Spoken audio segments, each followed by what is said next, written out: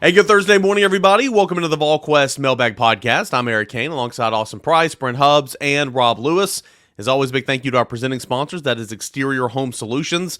They've been local and trusted since 1999. If you have a need for roofing, siding, a garage, windows, repair, renovation, whatever the case is, contact Exterior Home Solutions today at 865-524-5888 or online at exteriorhomesolutions.com. Got a lot of questions to get into, so we'll jump into it with a couple here from Nashville 615.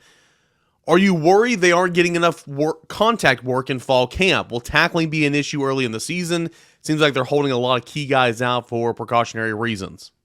I mean, I think it's a valid concern, Hubs. I mean, we've seen that before, whether it be offensive players having not been hit during fall camp and fumbling like Jaylen Wright from a couple of years ago, at least for the first couple of games, until he kind of got acclimated.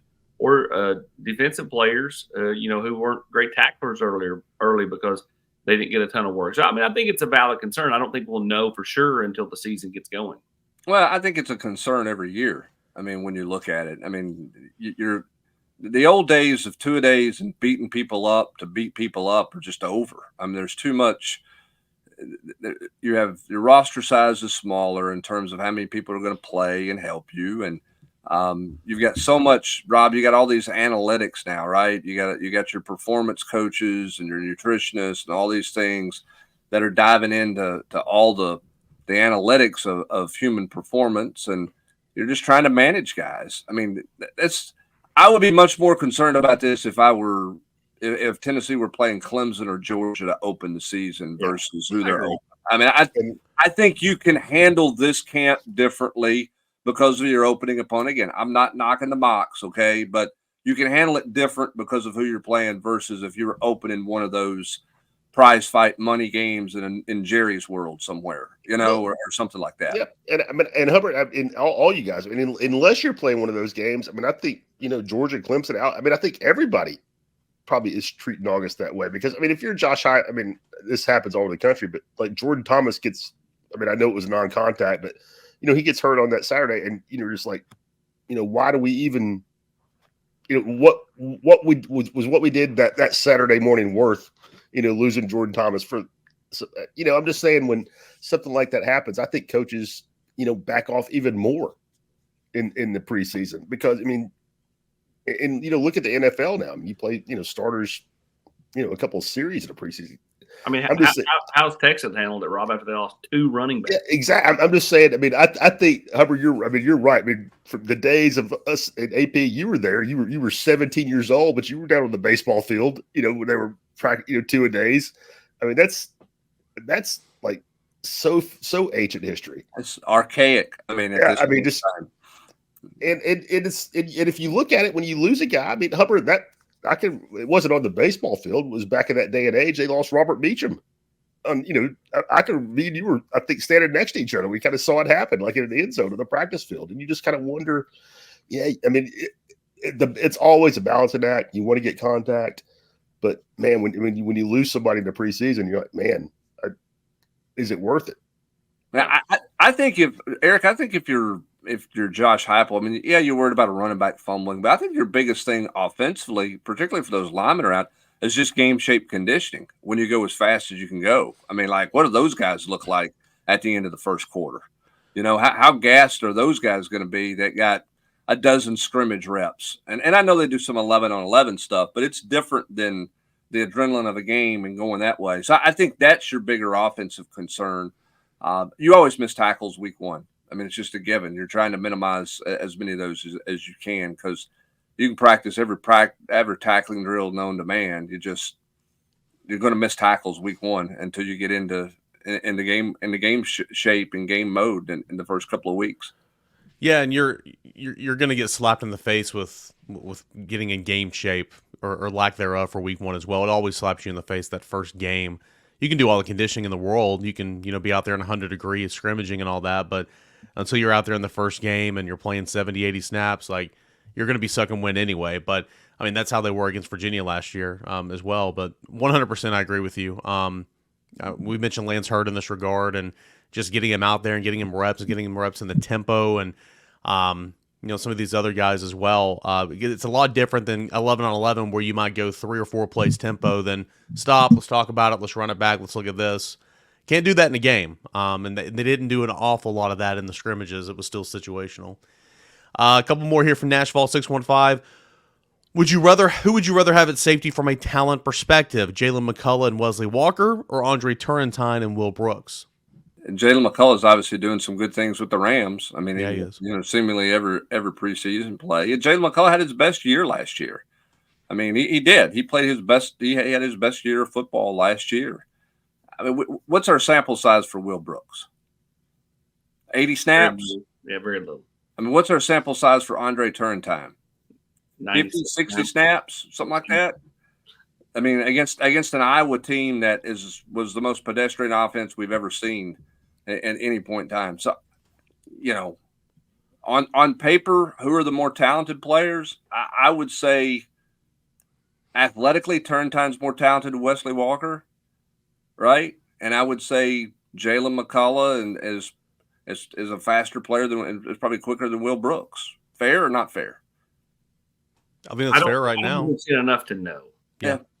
Probably that's the better answer. I mean, but if you're trying to get pinpointed down to something, I mean, I guess I would go that way. But I mean, it's not just about speed; it's about play recognition, there's so much involved there that you can be a touch slower, but if you can play faster because you're smarter. Yeah, I mean, your anticipation is right, and you're going. And again, McCollough had his best year last year. That's just a reality. That's the fact of where he was at. So we'll see what this safety group looks like. And again, you hope it's that conversation where it's Andre Turrentine and Will Brooks / Jacoby Thomas / We'll see if it happens. I mean, it better be in week 1. Yeah. We'll see. Another one here. Do you think the coaches wish they had tried harder to keep Doneiko Slaughter or Wesley Walker, currently starting for other Power 4 teams, AP? Doneiko Slaughter, maybe. I mean, they didn't want to really lose Doneiko Slaughter. Wesley Walker, no. MagaVols, after Onis commits on Friday, over under 1.5 more commits for the class of 2025. It's a great number too. I think they'll get at least one. I think it depends on what they can find or flip out of the defensive lineman. I think they'll get another running back. So I'm not really going to answer the question because I just don't know. It's so, I mean, like they're obviously working DeJuan Morris. That's still kind of in its, I won't say infancy, but it's not got to the main event yet either. And then these defensive linemen, that's just kind of very much in its infancy as they kind of scour. They'll start scouring senior film here in the next few weeks when kids get a few games under their belt and kind of see what happens. So if you held a gun to my head right now, I'd probably tell you probably under, just because I think that they may not find anybody and they may end up going to the transfer portal. Go ahead, Rob. I was just saying, AP on Morris besides Tennessee, is everybody in the SEC kind of lurking, waiting to pounce? Well, Auburn certainly is, Rob. They've been in play there, but they're also in play with Usman and some different other tailbacks that are out there. So, and then we talked about in the Monday night chat, what happens with Justin Baker? He took that visit to North Carolina. If he ends up, kind of going in a different direction, obviously Tennessee's going to, up their efforts for DeJuan Morris even more. And we'll see what happens going forward. AP, who are your 3 most favorite recruits in the class that you think are going to be great here? Well, you have to put David Sanders up there. I like him a lot. That's a good one. And honestly, when I look at it, I really like Desan Brame long term. He's going to have to put on some weight, but they can throw pounds on kids really quick. And after that, I really like Douglas Utu. I really do. I like the linemen that they brought in. I like Anthony Ogamoro. I mean, he and Utu would probably be like right there, tipping the scales with each other. I like both. MagaVol 98 wants to know from a media member's perspective, which SEC stadiums are your favorite and least favorite to cover a game at? We know that Hubs does not like calling a game at Auburn. What are some other ones that are not very fun? I mean, do you guys like watching a game at Auburn from the end zone? No, it's terrible. It's even worse, Hubbard, because it went from maybe being the best with the open air, old school, and to where it is now. So that makes it even tougher for Auburn. Yeah, I mean, I think from a viewing standpoint, that one's the worst. I mean, now South Carolina, from a broadcast standpoint, you're in another county. It feels like clouds, buddy. I mean, you're way out there. Well, and A&M. And A&M's even more. Yeah, I actually think A&M's a bit worse. A&M's high and far away in that regard. So I mean, I like Mr. Claude Felton's press box at Georgia. I do think Georgia's view now. At some point, I think we're going to end up probably in the end zone at Georgia. That's it. They're changing it right now, aren't they? I think there's movement to move. To make that area suites, because you have to. I'll say Mr. Felton again. You have to open a door to get from the dining the back area to get to where you're seating. It's open air. I mean, Georgia's it's old school, man. I think Georgia's outside is probably my favorite. A new multi-level press box going to be constructed in the southwest corner of the stadium as part of a $68.5 million two-phase renovation. Yeah, so you're going to go like like you're at Pittsburgh. LSU's press box was freaking awesome. Yeah, I'm still scarred from 2005, so I got nothing good about that one. It is nice now, but they ruined their whole experience. Missouri's awful. Missouri's awful. When you have to walk across like the Death Star catwalk when you get out of the elevator. Well, also, if it's muggy outside, you can't see through the windows. I mean, Missouri. Everything about Missouri is like high school. Easy. Eli needs some people to come watch him play. Yeah, I'm sorry you can't. I'm sorry you can't sell out Murray State, Eli. But I mean that's enough. You don't even have your end zone filled in. Super underrated for me is Arkansas. It's a hard place to get to, but I like the stadium. I like the setup there. Love Texas A&M. I'm with Rob. I love Georgia. As far as just kind of the view, despise Florida. Hate that. It's always Florida's terrible.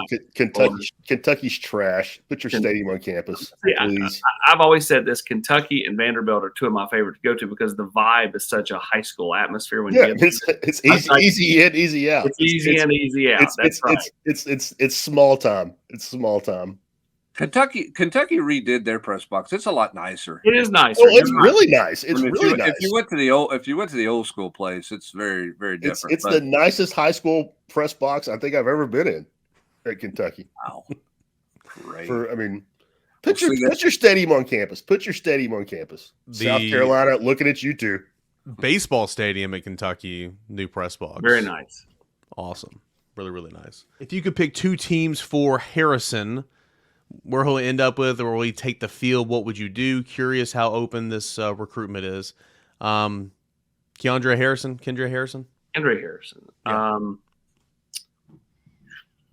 Yeah. I don't know. That's a great question. I think he likes Tennessee a ton. Likes Tennessee a lot. And David Sanders is going to lean on that kid. He is he will be all over him. And so he'll be all over Leo Delaney as well.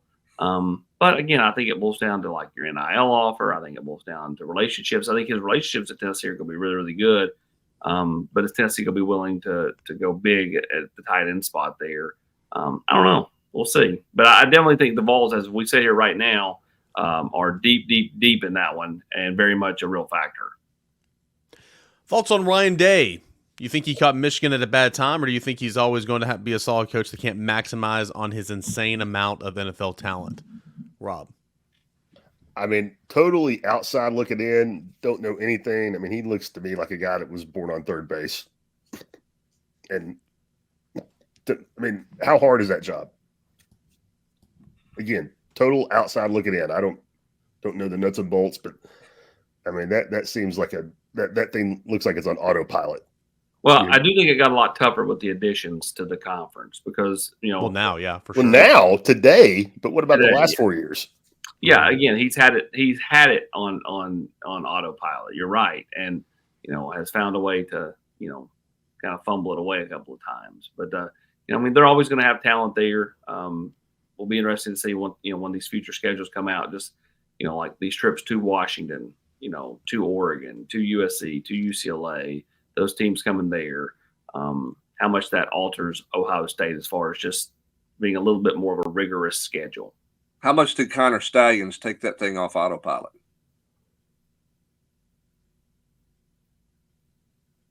I mean, I know that there's a Netflix documentary coming out on it, but I mean, how much?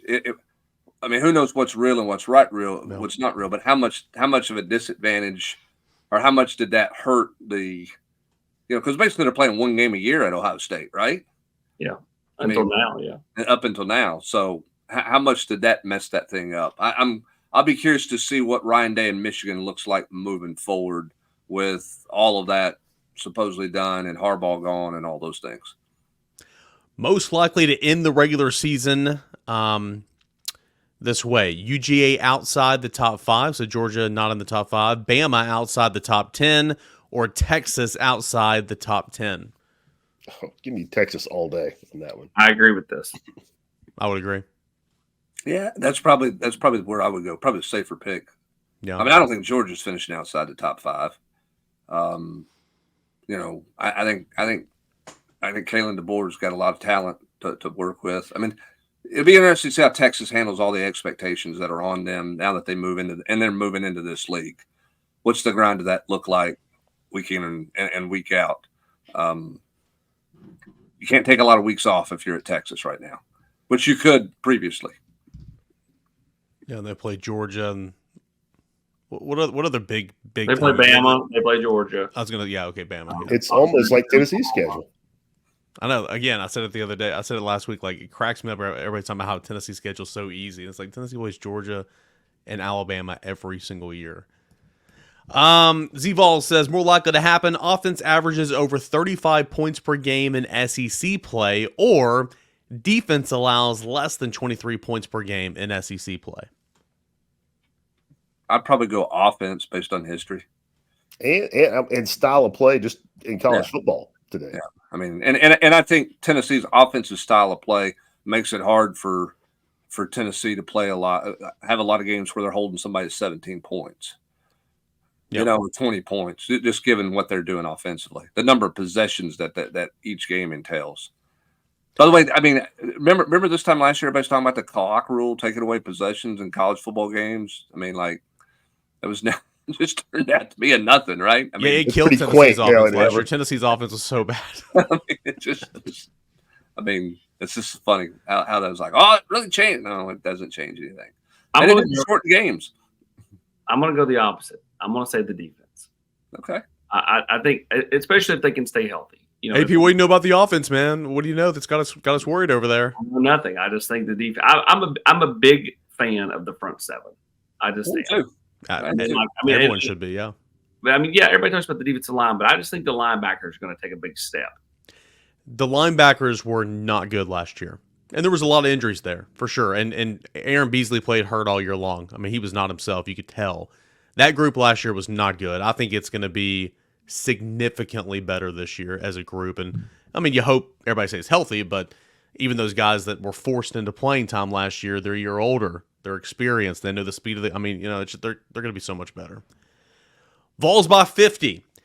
If we're as deep as we hope we are at skill positions like wide receiver, running back, and tight end, what new wrinkles in the offense would you like to see this year? More use of the tight ends, 2 running back sets, 4 wide receiver sets, any changes, or just improved execution from last year? I'll be better in the red zone.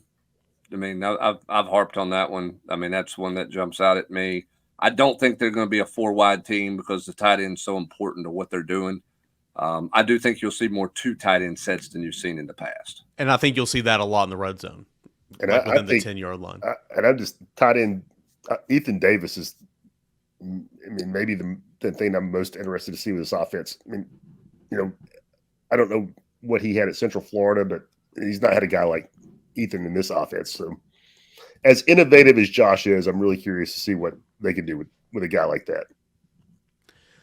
All right, we got plenty more questions to get into, but first, let's get a word from our proud sponsors. That is over at Game Time. Game Time is an app that You can download it and you can buy tickets to events in your area. It could be sporting events, could be concerts, could be comedy shows, could be whatever the heck's going on over the Food City Center at Thompson Bowling Arena. You can buy tickets to those events on the Game Time app. Also, the Tennessee Smokies. Know that they're going to be in downtown Knoxville next year, but in Kodak right now, you can buy tickets to go see the Tennessee Smokies. And while you're on that Game Time app, you have so many ways to buy tickets, so many features you can take advantage of, like Game Time Picks, all-in prices, where it's this toggling feature that allows you to show the total up front with no surprise fees at checkout. You can get views of your seat so you know exactly what you're paying for. You got the lowest price guarantee, where Game Time, they're going to credit you 110% of the difference if you find a cheaper ticket in the same section on an alternative app.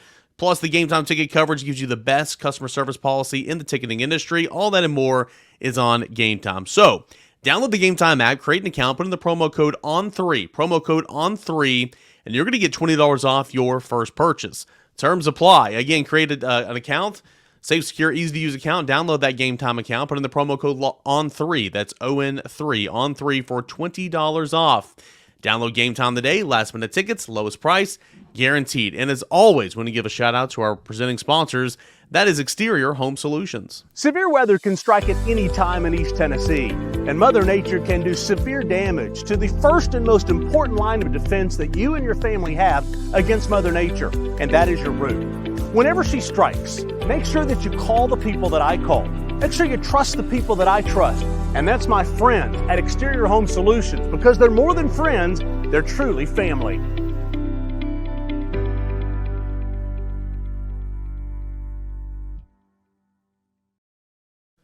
That phone number is 865-524-5888, or you can visit Exterior Home Solutions online at exteriorhomesolutions.com. All right, we'll jump back into the questions here on the Volquest Mailbag Podcast. Doolittle Vol wants to know who will have the most receiving yards on the team and who will lead the team in interceptions this season. I'll go Jermon McCoy in interceptions, and receiving yards, I just don't know. I mean, everybody asked that question. I'd probably go Squirrel. But, you know, if they truly play a bigger rotation, I think that's more up in the air. Well, Squirrel's going to get the most balls thrown his way because of the slot receiver, unless they rotate at that slot more than they have in the past. I mean, I think it's a hard question to answer until, as you said, Austin, you know what they're rotating at. I think what's pretty interesting about the corner position is I think they had 5 interceptions at corner last year, Rob. 3 of those were by Kamal Haddon, who obviously only played 7 games. And then you had Gabe Judy Lolly had 1. And then you had tip Warren Burrell had 1. Yeah, and Warren Burrell had a tip drill interception and mop-up duty. So, I mean, the corners didn't put themselves in positions to make a ton of plays last year. So Josh has bragged about them, Rob. We'll see how much more productive they are compared to what we saw from him a year ago. He's been really high. I mean, not necessarily the corners, but secondary in general. I mean, I think. I mean, I know that wasn't the question. It was like interception, but sidebar. I mean, do you think? I mean, that's been a talking point that every time he comes in there, he has an index card. He's like, talk up the secondary, because that's been, I think, kind of a theme. Well, he knows that is a theme of fall camp. He knows that's a theme. He knows that's what we're writing about. I mean, that's a huge question mark about his football team. So, but I mean, also, I mean, it seems like he likes the options, the athletic ability back there. Just got to come together and see what they do on Saturdays. So, I think those corners should be super aggressive, AP. I mean, I think you should. I think you should take chances out there and stop giving yourself a big cushion when you know what you have up front. When James Pierce is getting home in 2.1 seconds. I mean, I think you can play tighter, and I think McCoy's pretty fearless. So I'm very curious to see how he plays in his transition to the SEC and how aggressive he is. And the best thing you got going for you is he and Ricky Gibson have 2 years left. I mean, you have them at least for 2 more years. They each have 3 years left technically, but like you have them for back-to-back years. They're not one and done, right? And so like if you get good play out of the corners, that's kind of who you've locked in for the next couple of years, which is huge. And I know, and everybody knows this is not gospel, but if you listen to Chris Brazel, last week, Brazel, excuse me, giving a scouting report, he was higher on Ricky Gibson than anybody else. He goes against in practice every day. Said if you don't play physical against Ricky, Ricky's going to put you on the sideline. I thought that was a really, really good little quote there. So something to look forward to. Vol_fan89 with the level Tennessee's been recruiting at recently. What should the expectation for this fan base be moving forward with the new playoff era? Seeing us as 10-2 will likely get you in most years. In it every single year, 1 out of every 3 years, 1 out of every 5 years. What should the expectation be for Tennessee and the college football playoff? I mean, I think Tennessee should be at a point where every week that you go play, you think you got a chance to win the football game. Now, I mean, we all know, I mean, crazy things happen, right? I mean, a bad bounce here. I mean, there's all kinds. I mean, I don't think you can come back and say, if Josh Heupel doesn't make the playoffs every year, he should be let go, you know, or if he's not in the playoffs every other year, then he's not getting it done. I mean, I think you got to remember where you've been, and I think your first step is make it at some point here, but also understand that you can go to the ball yard every Saturday with a legitimate shot to win the football game. And we're not that far removed from that not being the case with the Tennessee football program. And nobody, and I'm not trying to preach, but nobody should forget that fact. You know, that there you went through a stretch of about a decade where can they keep it respectable? Right? I mean, before you beat Alabama in 22, I think Alabama's 5 previous trips to Neyland Stadium, their average win was 27 points. You were getting blown out at home. So you're still making steps. I mean, I think you're trying to be in the hunt every year, AP. Amen, Brother Hubs. Amen. Well, I mean, you said that if that job has to make it here, right? I mean, I agree. Like, you can't forget where you've been. It still would be disappointing if Tennessee doesn't at least win 9 games. I think it'd be disappointing if, for all Vol fans, if you don't improve off of last year's record, because of what you have. But you've got to get to 10, I think, to make the playoff. So, I mean, it can be both ways. You can remember where you've been and understand that you're continuing the trajectory here without, going the other direction. So, I mean, yeah, I think it's good advice. Now, will Vol fans listen? Probably not, because they all expect to be in the playoff. And, hey, look, what did we predict? We predicted to be in the playoff at 10-2, right? And look, the commitment you're making in this sport right now, the commitment you're making in athletics at the University of Tennessee, Rob, I mean, you better be in the hunt for championships, which in football, that means you're making the playoffs. In basketball, that means you're making a deep run with a chance to go to the Final Four on a regular basis, a semi-regular basis. But, I mean, it shouldn't be a parade when you play in a regional championship game. Like, you should be getting into that mix regularly. Baseball, you're not going to win the College World Series every year, but you need to be a regional team, super regional type team every year. I mean, with the commitment level that is going on in athletics right now at Tennessee, there's expected success, and there's nothing wrong with having those expectations. Nope, could not agree more. I mean, you look at facilities, resources. I mean, you won't have any 100%. You guys know this. Any of the coaches of the 3 major sports, they'll tell you they got what they need to compete. I mean, you're not getting anybody, taking veiled shots at the athletic director, in a press conference at Tennessee, like, because we need this or we need that. They all the bullets are in the holster.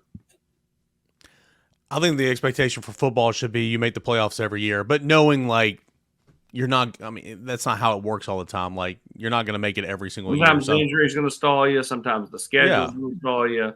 Sometimes weather in a game may cause you. Yeah, I mean, it's like when AP steps on that first, he's expected to shoot par every time. Sometimes it's going to be 73. Sometimes it's going to be 69. But the expectations are what they are. But with the 12-team playoff, and I know that there's a group of 5, automatic bid in there, and I get there's some specifics in terms of the seeding, but there's 12 teams that get in.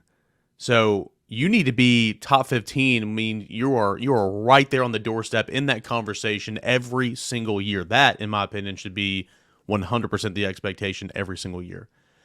Vols asks, do national recruiting guys like Wilfong and Simmons make their predictions based on their own intel? Do they talk to local guys like AP and Matt, or both? If it's the latter, why were they talking up everybody but Tennessee in the early stages of the Sanders recruitment? I don't know. I can't speak for that, but yeah, they talk to us. They talk to team guys at other places. They talk to other sources, and then they try to piece it all together and formulate the best, kind of thought process they can out of all of their different intel. They're not just calling Austin and going, "Hey, what do you think?" and then just basing it off what I say, or calling Tim Watts at Alabama or Shea Dixon at LSU. They're going to call several different people and kind of get a feel for the overall recruitment, and then kind of go from there. AP, correct me if I'm wrong, but up until Memorial Day weekend, David Sanders had been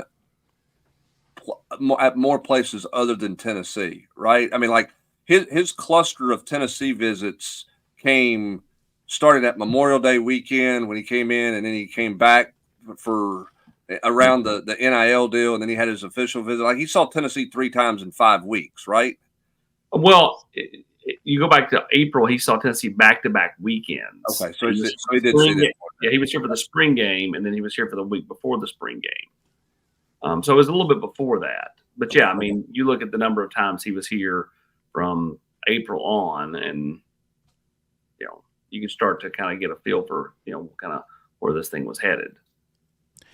Coach 93, what about this coming season has you all the most excited? Feel like Nico's the layup answer there, right? Nico. Yeah, and again, I mean, I go back. You think they can line up and play with anybody? I mean, again, until you've flown across the country to Oregon, knowing that thing's going to be as bad as Oregon wants it to be, you appreciate the fact that you get to go cover a team that's got a chance to win every game they play. And I know that sounds simplistic, but when you fly 5 hours knowing that they got no shot and you got to cover that one, and nobody really wants to read anything about that game, nope, that's not a lot of fun. And you got to moderate that message board after and watch Marcus Mariota warm up. Yeah, I mean, not a great feeling. But I mean, obviously there's a ton of excitement with Nico. I mean, they have some potential stars. I mean, they've got some star power on this team. We think Nico's going to be a star. James Pierce is a star. I mean, they've got some splash to this team. I mean, this is insane. I mean, and it's total hype about Nico because you don't know. But I mean, they could have 2 top 5 NFL draft picks on this team if Nico is Bryce Young, which is not far-fetched.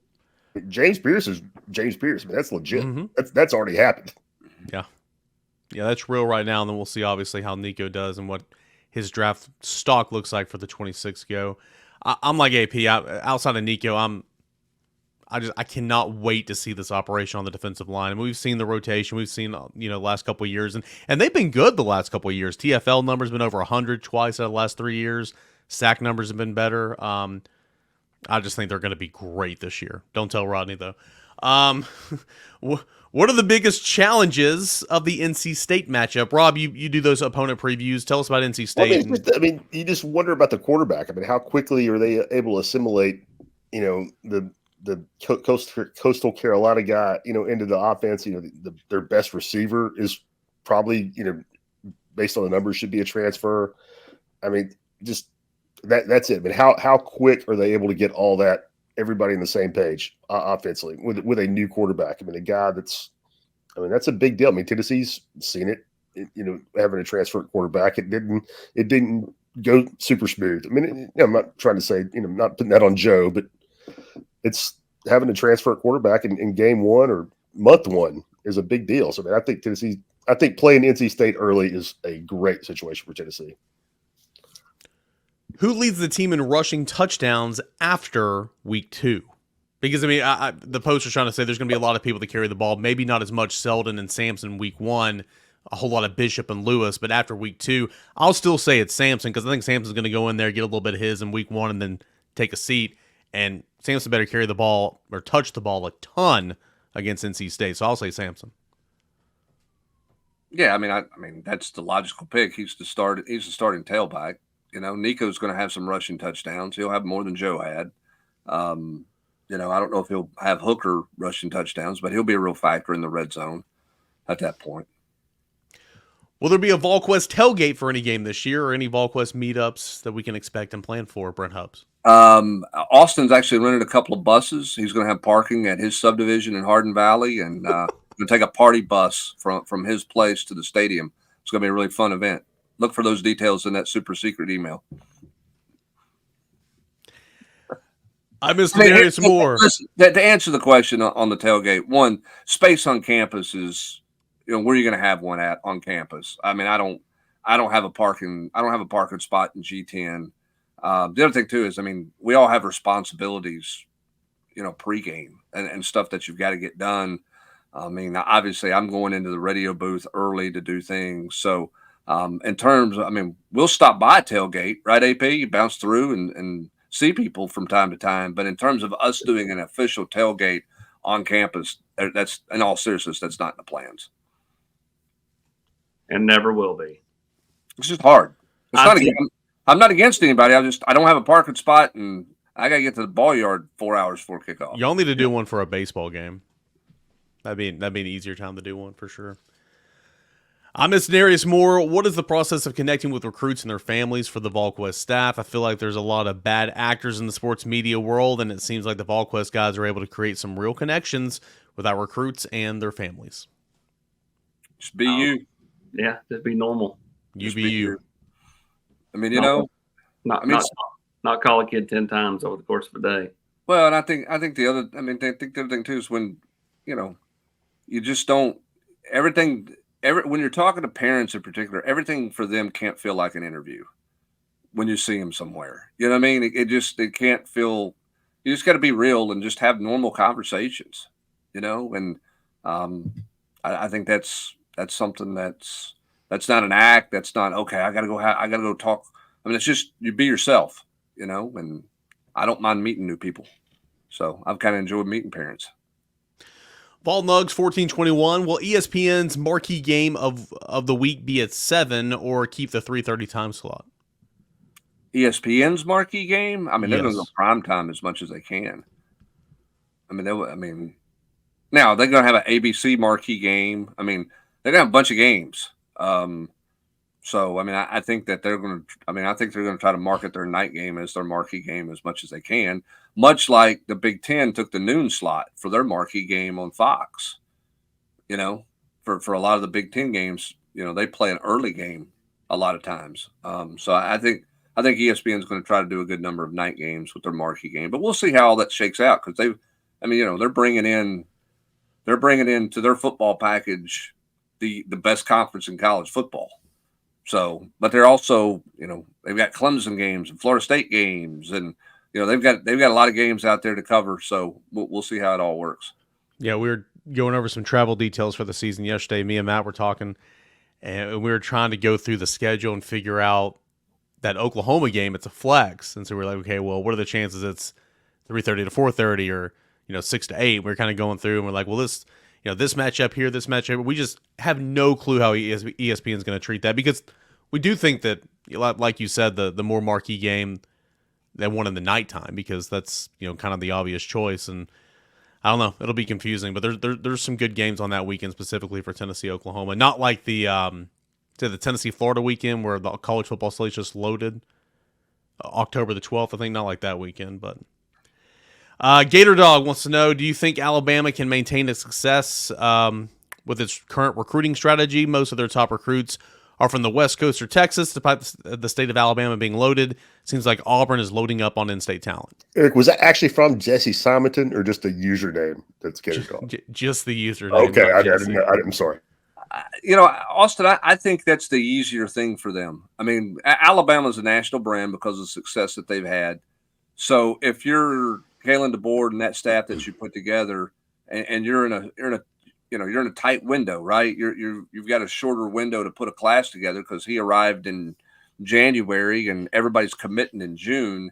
I think you go to where you have your relationships, and those relationships transcend because it's Alabama.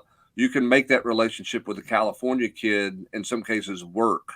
Now, I think long term, you're going to see them recruit the state of Alabama much better, but that staff just didn't have any real Alabama ties when they got there. So the easier thing to go is to the places that and the guys you've been recruiting for a year and say, hey, come to the SEC instead of going to the Big Ten and traveling all over the country to play at Washington. Just follow me here. I think that's the easiest way for them to recruit in a short window. All right, so it does not agree or does agree. No, I agree with that. I mean, I think I'm sitting there thinking about it. Like, I think Alabama, it's all relative. Like, how many times has, there been a kid that was a, quote, 4-star type player in the state of Tennessee where Tennessee didn't take him and everybody's like, oh, why would you not take that kid? And then they go somewhere else and they just don't pan out and Tennessee looks right. Now, there was a class in 2017 when you did that with Butch Jones and it all ended up blowing up in your face. But like more times than not over the last, handful of years, there have been several that were highly ranked guys that either have done very little or have done nothing at other schools. And you just go back and look at the state rankings from, let's say, 2020 to now. And I think you're going to go, wow, he's right. And so, like, I think Alabama was looking at it that way. Like, they would have taken some of those kids. They had a few of them committed.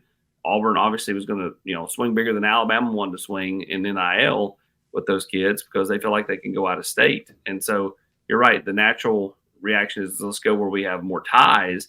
That's what they've done. And it's not like Alabama. I mean, Alabama's got the number 2 class in the country.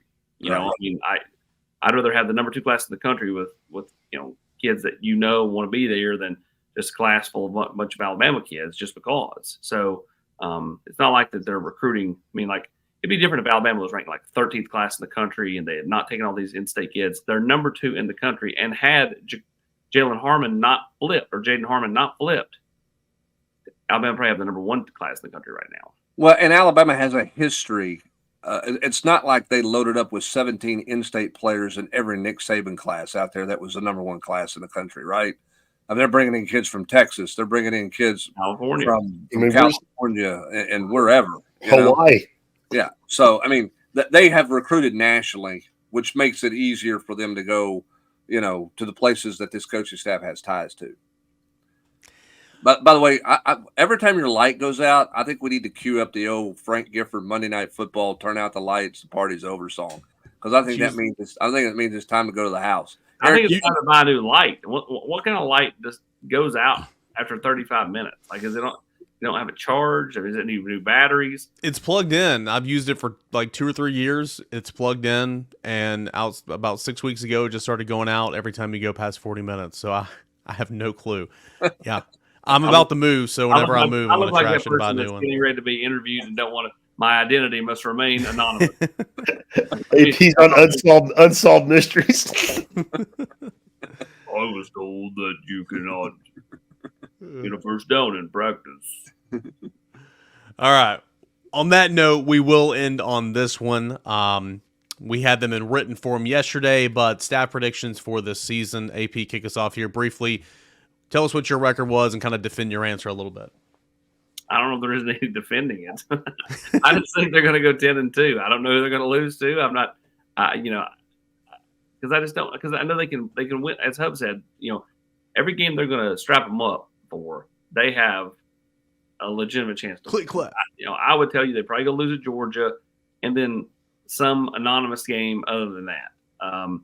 But, I think this team's got what it takes offensively. As long as they can keep number 8 upright, I think they're going to be really good. Defensively, I think they're going to be really good. So I just have them, surviving the first month of neutral site and multiple road games and then finding the mojo to get to 10-2 and into the college football playoff. I had 12-0, and Hubbard told me we couldn't have that much unbridled optimism on the website, so I dialed it back. I'm 10-2, but 11-1 would not surprise me. I put the curse on them, so it's all my fault when it doesn't go the way you want to, because I was optimistic in my pick, which is the greatest stunner of all stunners when I picked Tennessee 10-2. So, I'm the curse, right? Because if you're going to go 10-2, that means I guess you know what's going to happen when Florida comes to town. I guess I can't say I got to see it to believe it anymore when the Gators come to town at this point. AP, will there ever, before it's said and done, will anybody have ever hedged a 10-2 pick more than the Hubbard? Before kickoff next week, will anybody have ever hedged it? No, not at all. They'll lose to Florida. This No, I didn't say they're going. I'm just saying I picked them 10-2, and I mean that's outside of my comfort zone, right? Because the easy answer for me would have been 9-3, but I went 10-2. So I'm drinking some Kool-Aid. Biggest reason for the improved play for the double-digit win season? Is it as simple as Nico at quarterback? Is it more depth? Is it more talent? What is your simple reason why Tennessee's going to increase their win total by 2 in the regular season? I think they're going to be better. I think they're going to be better, more efficient offensively. I think they're going to be able to finish drives. I think they're going to be able to do more things in the middle of the field. I think they're going to put. I think they're going to put more stress back to putting more stress on defenses than they were at times last year. So that's mine. And I would love to have seen what Tennessee would have looked like if Kamal hadn't had stayed healthy. I mean, when you talk about nearly 100 yards difference in passes and passing yards given up, I think it's 76 yards more given up once Kamal hadn't got hurt. I mean, that was a big time injury to that secondary that changed kind of where that defense was. So I just think offensively they're going to put more stress on people than they did a year ago. I'm at 10-2 as well. Like AP, I don't necessarily know where that second. I mean, one loss is going to be at Georgia. There's no shame in saying you're going to lose on the road at Georgia. I'm confident about Tennessee and NC State. I'm confident about Tennessee and Oklahoma, even though Oklahoma will be favored, and I recognize they're a good team. And do you buy into the conspiracy theory that the SEC will set up Oklahoma to win their first ever game in the league? I do not, because I'm going to pick Tennessee to win that game. But, and also that would jive with the SEC having it in for Tennessee. That would dovetail nicely. It checks out. Not going to lie. Meanwhile, Texas plays Mississippi State in their SEC opener. We know who Austin's picking for that first game. Then right there, we'll be having people storm the SEC office in Birmingham on Monday. Because Tennessee is so deep and talented compared to any other team Josh Heupel's had, because the depth is going to show up this year, I think, in a big way. I think sky's the limit. I think you can be 10 wins in the regular season as long as you keep number 8 in the football game, for sure. All right, that'll do it here for this edition of the Volquest Mailbag Podcast. Thanks so much for sending in all your questions. If we didn't get to your questions, I had them on the sheet, but we're 47 minutes in. We got to call it a day. Appreciate you guys as always. Big thanks to Exterior Home Solutions for being the presenting sponsor of the show. If you need help with roofing, siding, windows, garage, home renovations, home repairs, contact Exterior Home Solutions today. They've been local and trusted in East Tennessee, first choice in roofing and more since 1999. That phone number is 865-524-5888 or online at exteriorhomesolutions.com. For Austin Price, Brent Hubbs, Rob Lewis, I'm Eric Kane. Thanks so much for joining us here on the Volquest Mailbag Podcast.